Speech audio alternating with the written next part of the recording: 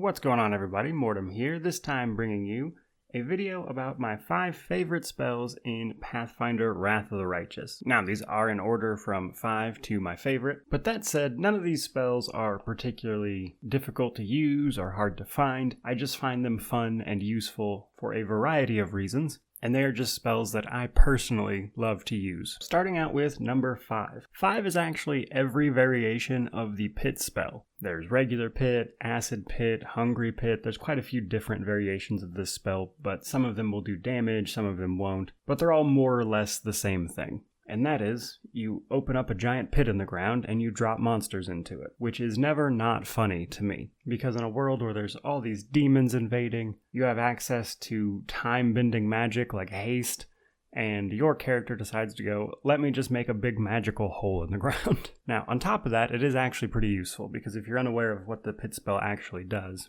it of course, drops monsters into a pit, but essentially everything in the area is forced to either make a reflex save or drop down, at which point they're effectively stunned and completely out of combat for quite a few rounds, especially if they keep failing their saves. These spells are a fantastic way to control the battlefield. However, like a great many spells, you do have to be careful that you yourself don't actually get caught in the pit spell, which really just honestly adds to the comedy, because the fact that your own characters can then also fall into the pit really makes me laugh. And then for number 4, we have Scorching Ray. I'm a big fan of Scorching Ray simply because it is incredibly reliable. Scorching Ray is a 3rd level spell that essentially allows you to shoot an increasing number of Scorching Rays at your target. As you level up, you can actually shoot more and more rays, and while towards the end game, it kinda gets replaced by Hellfire Ray, which definitely deals more damage.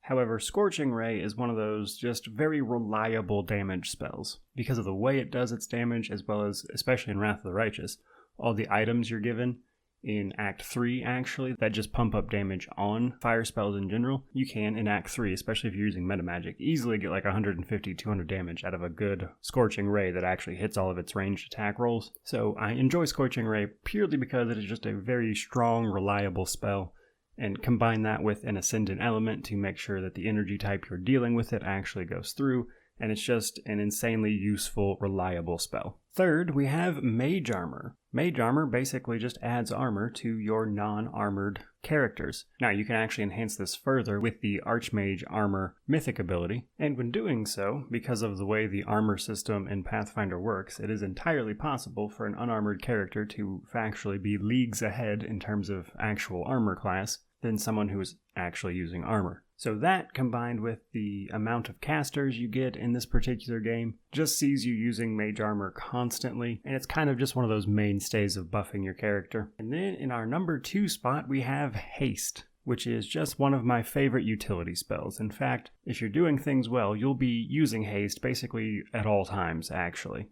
At least probably after Act 1. Because Haste is also a level 3 spell, but what it does is it doubles your movement speed, which means you can travel farther in combat, of course.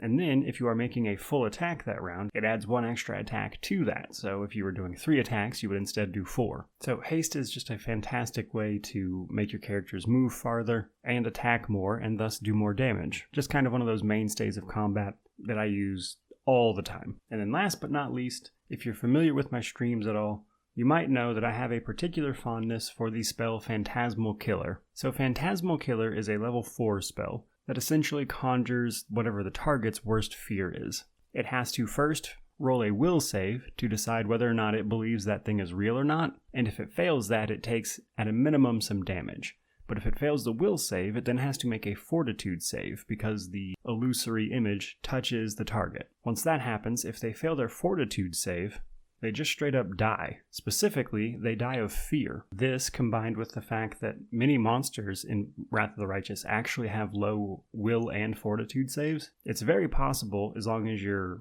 keeping up with it and using things like heightened meta magic to increase the DCs along with items that increase your DCs, to use this well into Act 5. In fact, in Act 3, it is possible to get the DC of Phantasmal Killer high enough to the point where quite a few monsters in that act, even if they roll a perfect 20 on both saves, will still die. So some monsters that actually have low saves that are susceptible to this are basically any actual human enemy, Nabasu demons, succubi, incubi, which comprise some of the most annoying demons you can deal with, especially in the first couple acts of the game.